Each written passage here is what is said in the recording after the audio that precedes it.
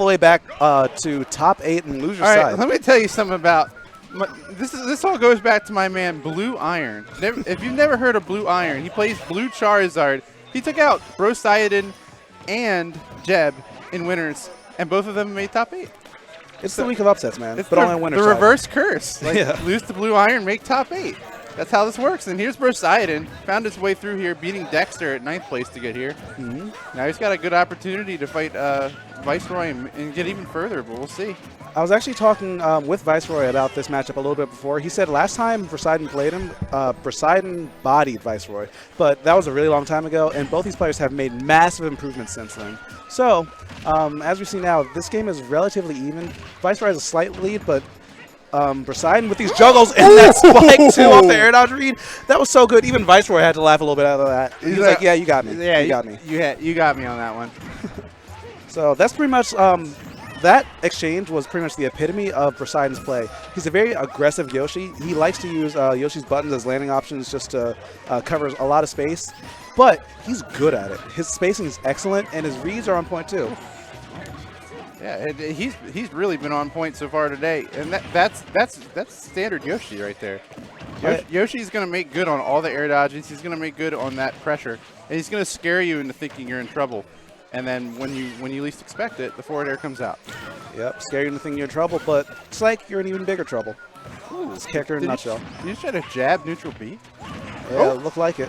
Oh, gets the jabbed up smash. Yeah, almost got the KO with rage. Good awareness there. He said it's a possibility. Go for it. He almost covered that landing too, but either way. Are we on the verge of a 2-stock here? We're looking like it. There's a good edge guard situation. Yeah, huge missed opportunity there for Poseidon. That could have been it. Actually, I love the Nair coverage though, just floating around, covering all that space. Even if Viceroy neutral got up, I don't think he would have been able to survive that. Oh, I feel like he could have downbeat a ledge and hit the recovery there, but alas, we're back to neutral here. Oh, that's it. Oh yeah, that's definitely stock. Convincing one at that. I can't really think of a single moment outside the first 20 seconds where Viceroy looked in control of that game. That was complete domination by Broseidon, and Viceroy is a smart player. I'm sure he'll adapt well, but you know, this could be a really big upset, especially since we haven't seen Broseidon here in quite a while. This is a huge opportunity, not just for Broseidon, but for Yoshi as well, to break into the top 8 at Xanadu and be playing this well. Starting with a 2-stock on Viceroy, that's amazing play. So Broseidon now up 1-0 on Viceroy, and we're going to Battlefield. I don't feel like Yoshi has a really bad stage. Oh no, his game plan doesn't really change. He's still going to have that great airspeed just to cover a lot of space and make you fear his buttons more or less. So it doesn't matter if there are platforms, no platforms, tilting stages. Yoshi's going to play his game. With that in mind, why do you think? Oh, he got him again! Oh no, he's dead! He's dead! Get back! And that was just space coverage. He knew if he air dodged, he didn't have a jump. He had no choice. He was going to have to up B into it or get air dodge into it. Either way, great awareness by Broseidon, and he's got a huge opportunity right here. Yeah, but it looks like Viceroy's turning it up. Ever since he lost that stock, he's been putting on so much unanswered percent. Already sitting like at 60% done this stock. Broseidon's at 80 now. But you know, Luma, he's getting closer and closer to kill percent every single time he takes that little bit of damage. And you know, Luma really hasn't been a factor at all. We really haven't seen Luma come into play. What in the world is Broseidon doing? I mean, when you're feeling yourself, you make some weird calls. But you know, he didn't get punished too hard for that, so I'll accept it. And Viceroy is not letting that early spike get to him.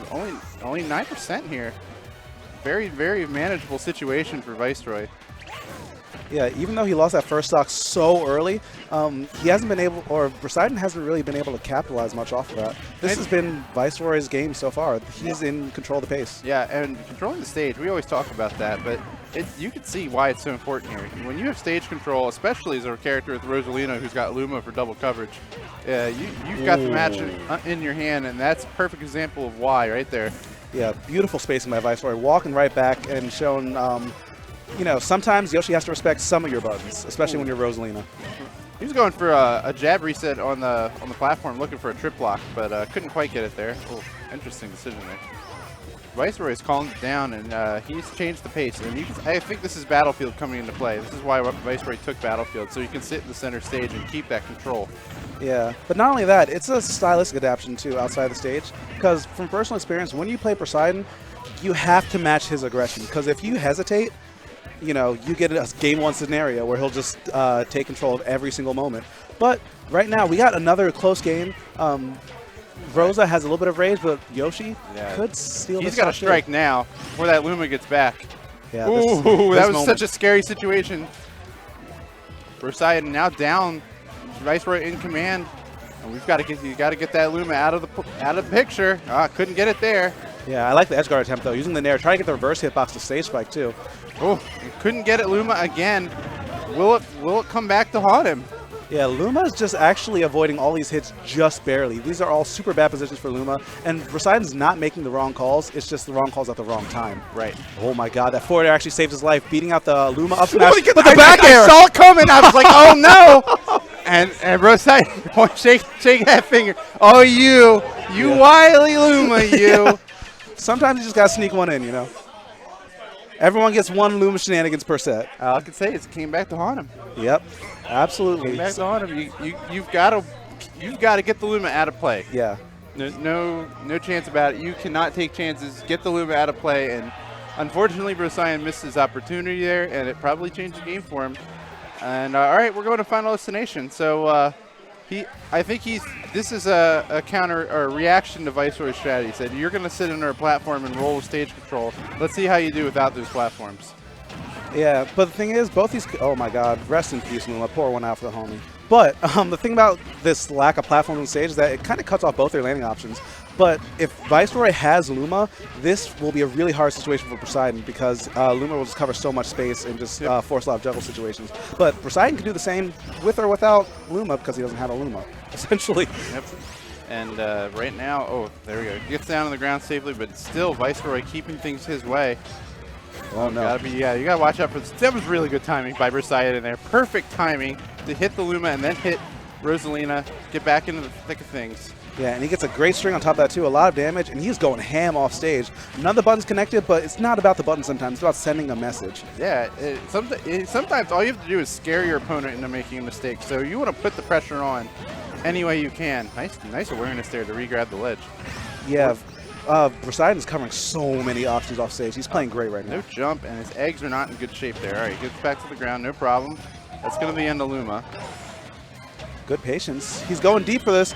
Can they? Okay. Okay, they both would have made it back anyway. Take what you can get there, I guess. Yeah. What? How did he get? He just forward smashed past the down tilt. Because it reaches. So Yoshi's forward smash is deceptively long. It reaches way further than you think it does. It kind of like a tipper. Oh no, not like this. He's fine. Okay, okay. Not like that. Yeah, we're gonna end this honorably. We're gonna have a great fight. We're not gonna see any of that. Let's go. I mean, not yet at least. Not yet. But Poseidon's always looking. If there's one thing that we learned from seeing this game, bye Luma. Adios. It's that Poseidon loves to go for those forward airs, and he will get them sometimes. And when he does, that's your stock more often than not. Knowing how much time you have to strike is also important here. Luma disappears for 12 seconds. So no, he's done. He's done. Another spike, and that's going to take Broseidon all the way into losers like quarters. Yeah, losers quarters, man. Broseidon is killing it out here. With the, I'm pretty sure there's the longest losers run in. Nope, second longest losers run in Xanadu history.